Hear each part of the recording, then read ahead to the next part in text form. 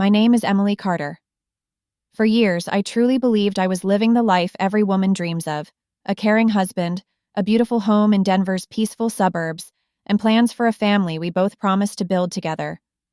But dreams can be cruel lies in disguise. And this is the story of how I woke up and made him pay. Emily Carter always thought her marriage was solid. Living in a cozy suburban home just outside Denver, Colorado, she and Mark seemed like the perfect couple to their friends. They had a golden retriever named Max, weekend barbecues, and a shared dream of starting a family. Mark worked as a real estate broker, often coming home late claiming he was meeting clients or closing deals. Emily, a marketing manager, trusted him completely, until the day trust shattered. Back when Emily first met Mark Carter, he was the man every girl noticed. Sharp suit, confident smile, the kind of charm that could light up a room. They met at a real estate open house Mark was hosting downtown.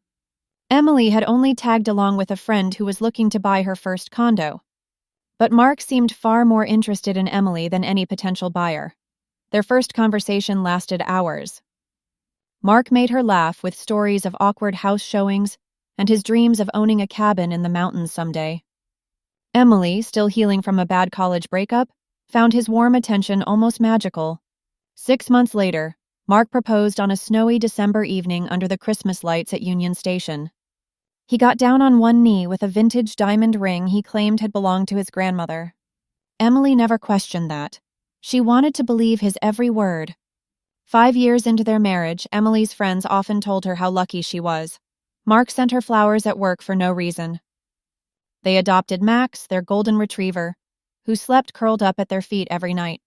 Sundays were for pancakes in bed, Netflix marathons, and planning baby names they'd never actually use.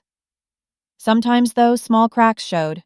Mark's late nights, Emily's lonely dinners alone. When she'd ask, Mark always brushed her worries away with a quick kiss and that same charming grin. "Come on, Em. I'm working for us, so we can have it all." She wanted to believe him, so she did. It all started with a lipstick stain. One evening, Emily found it on Mark's shirt collar, faint, almost hidden but unmistakable. She laughed it off at first, telling herself she must be imagining things. Maybe it was hers from that rushed goodbye kiss that morning. But doubt, once it creeps in, doesn't leave easily. Mark started guarding his phone, turning it face down when they ate together. He stepped outside to take calls that used to happen in front of her. One night, Emily woke at 2 a.m. to find the bed empty. Mark downstairs in the living room, whispering into his phone. When she asked, he snapped, "Emily, for God's sake, it's work. Do you think I'd do something behind your back?" She wanted to say yes, but she nodded no. One Saturday, Emily met her best friend Lisa for coffee near Sloan's Lake. Lisa had always been the blunt one, the friend who'd call bullshit when no one else would. Lisa leaned forward, stirring her coffee slowly. "Em, I'm gonna ask you something, and I need you to be honest with me. Do you trust Mark?" Emily forced a smile. "Of course." "Why?" Lisa raised an eyebrow. "He called me last week, you know. Said you'd be at the spa and asked if I wanted to see a Rockies game with him. But when I said no, he got weird. Didn't you say you were home that day?" Emily's stomach flipped. She remembered that day. She'd been sick in bed. Mark had left early, saying he had an open house and meetings all afternoon. Emily sipped her latte, trying to hide the tremor in her hands. "Maybe you misunderstood. He probably just mixed up the dates." Lisa reached across the table, squeezing her hand. Just open your eyes. Please." That night, Emily waited until Mark fell asleep next to her. His phone, as usual, was under his pillow. Carefully, she slid it out, praying he wouldn't wake. The lock code still hadn't changed. His mother's birthday, ironically. Emily's pulse raced as she opened his messages, and there it was. A text thread with Sophie Bennett, his assistant. Sophie, the girl Emily had once baked cookies for at Mark's office Christmas party. Sophie, the girl who'd hugged Emily so sweetly and called her the luckiest wife ever. Last night was incredible. Next time we'll need longer than an hour. Photo attachments. Hotel bookings. Emily's breath caught in her throat. Every fear she'd buried under hope was right there in front of her. She didn't cry that night. She just lay awake, watching Mark snore softly, wondering how someone who looked so peaceful could be so rotten inside. The next morning, Emily called in sick to work. She sat on the edge of their bed, staring at the wall as Mark rushed around getting ready for a client lunch. He kissed her forehead, mumbled, "Love you, babe," and left whistling. Emily waited until she heard the front door shut. Then she opened her laptop, heart pounding. She needed evidence. Real, undeniable proof that would ruin Mark if he ever dared to fight her. She knew Mark well enough to know he'd lie, twist, and fake apologies if she confronted him empty-handed. She called Lisa. "I need you to help me find a good private investigator." Lisa didn't ask questions, she just said, "About time, Em, I'm on it." By evening, Emily sat across from Mr. Harris, a calm, sharp-eyed PI Lisa's uncle recommended.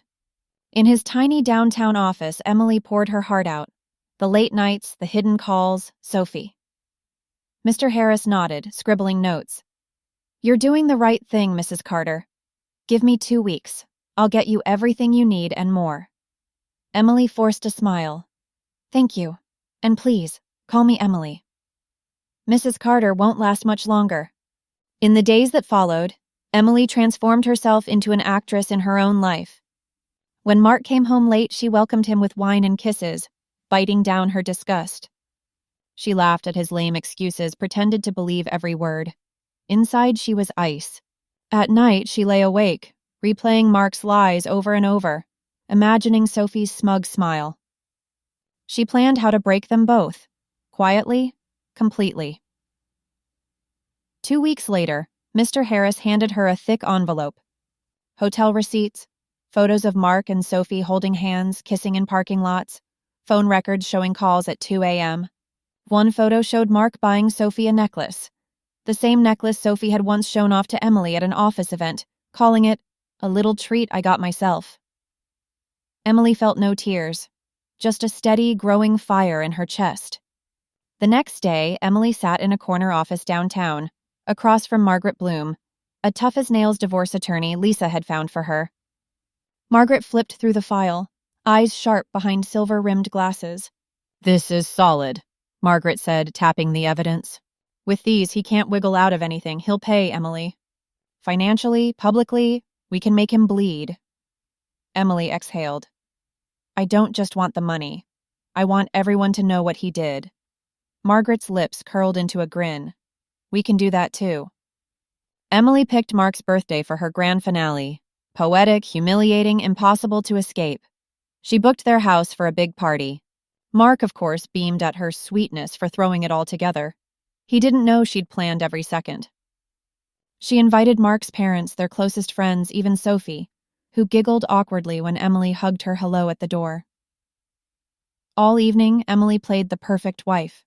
She made sure Sophie stayed close to Mark, close enough for whispers, stolen glances. When the moment came, Emily clinked her glass. "Everyone, before we bring out the cake, I have something special for Mark. A little video. Our journey together, so far." The lights dimmed. The big TV on the wall flickered on.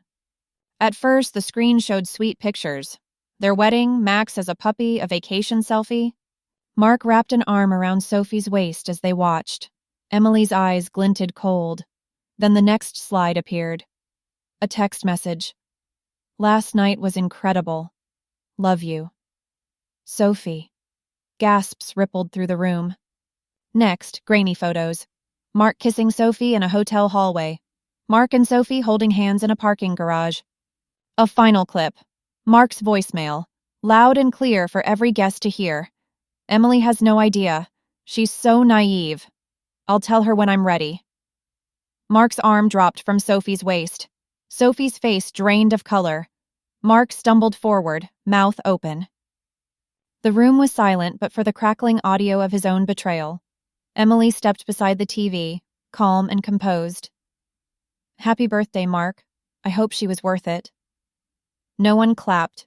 No one laughed.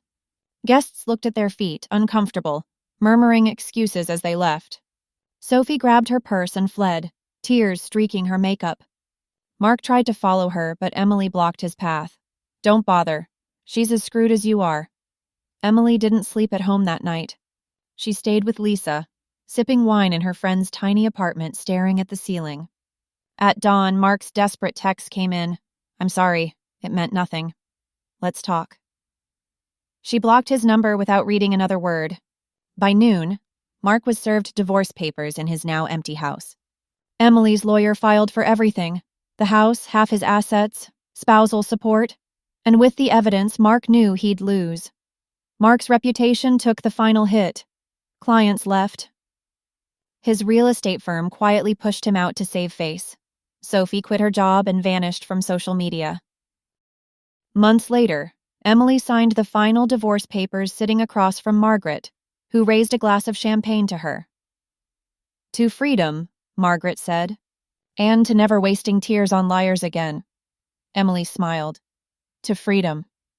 She moved downtown, decorated a sunlit apartment the way she'd always wanted. Pastel walls, art she chose herself. No more cold grays and steel Mark had insisted on.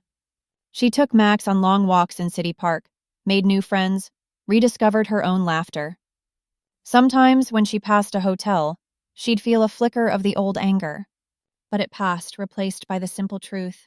She didn't just lose a husband, she gained herself. On her balcony one quiet night, city lights twinkling below, Emily whispered into the night air. "Sometimes revenge doesn't heal everything, but sometimes it's the only way to end a lie and start living your truth."